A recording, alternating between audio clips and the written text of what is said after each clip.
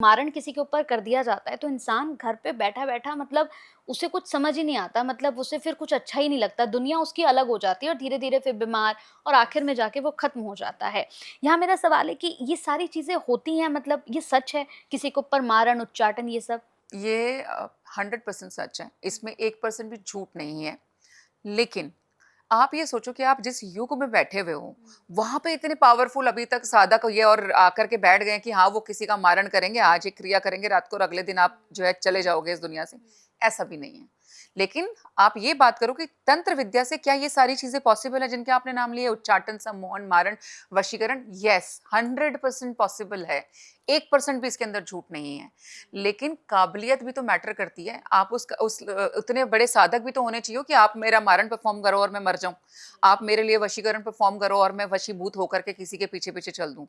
तो वो यहाँ पे डिफरेंट है। लेकिन येस, जो आपने सवाल किया है, बिल्कुल 1000% ये सारी चीज़ें तंत्र के द्वारा, माँ की साधना के द्वारा पॉसिबल है। अच्छा मैम, वशीकरण क्या है? मतलब क्या हकीकत में किसी के दिमाग को हम कंट्रोल कर सकते हैं वशीकरण? मतलब येस। बहुत सुना है, मैंने देखा मतलब कि लोग ज़्यादातर यही चल रहा है कि वशीकरण करा दिया है, बिल्कुल सुनता ही नहीं है, अलग ही दुनिया में रहता येस। है। ये पॉसिबल है? यस, यस, सामने वाले को गुलाम भी बना सकते हो आप, इतना तक भी होता है।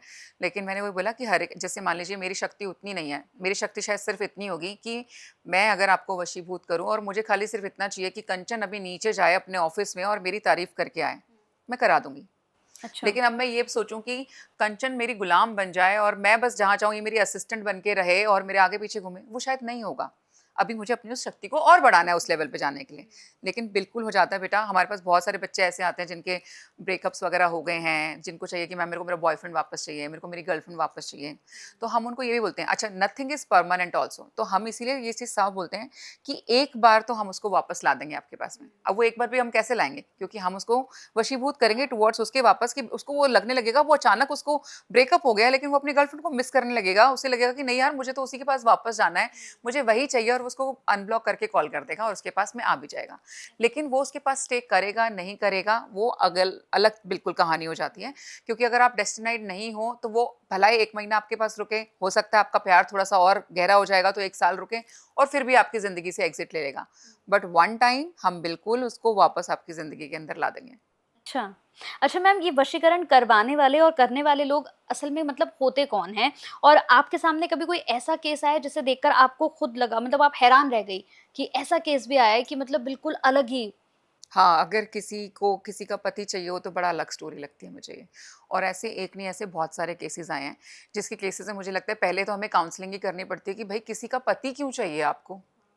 और बहुत सारी इतनी दुनिया है, आपको जो और कोई पसंद हो, वो उसके साथ बातचीत नहीं हो रही है, आप वहाँ बोलोगे वो एथिकली राइट भी है। अगर हम किसी के पति को लाने के लिए वशीकरण करते हैं, वो एथिकली गलत है, तो वो हम प्रैक्टिस भी नहीं करते और हम खैर मना ही कर देते हैं। इसीलिए मैंने आपको बोला कि पहले तो हम उसकी काउंसलिंग ही करेंगे कि हम ऐसा नहीं करके देंगे। लेकिन पीपल आर मैड कंचन, लोग वाक़ई इस मामले में बहुत ज़्यादा पागल हो जाते हैं। मुझे लगता है प्यार एक बहाना बन जाता है, लेकिन प्यार में उतना पागलपन देखा है मैंने लोगों का कि हम उनको कुछ ऐसी चीज़ें चाहिए, ऐसी-ऐसी चीज़ें करवानी हैं, जिसके बारे में आप और मेरे जैसा इंसान ना एथिकली कभी ओके नहीं होगा और कभी सोच नहीं सकता।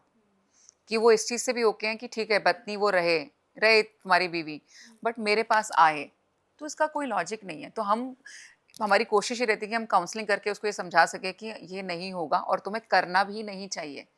क्यों अपने कर्मों को और ज़्यादा उलझा रहे हो और उसके अंदर फँसने की तैयारी कर रहे हो? तो ये केसेस बहुत सारे हैं और ये लोग जो आपने पूछा कि ये लोग कौन हैं? ये हम सब में से ही हैं, वेरी कॉमन पीपल और very high class people also, जो खूब अच्छे ओहदों पे बैठे हैं, वो तक भी हैं। आप मतलब क्या बात करोगे कि uh, if I talk about any kind of a जज, लॉयर, आईपीएस, ये सब भी बहुत पागल हैं। इनको भी अपनी लाइफ में बहुत अलग लेवल की अचीवमेंट्स चाहिए, जिसके लिए ये लोग भी कहीं पर भी जाते हैं कि कोई अल्टीमेटली ठीक है, ये एक उनकी एक डेज़िग्नेशंस है, बट है तो ह्यूमन ही ना, तो ये हम में से ही हैं सब लोग।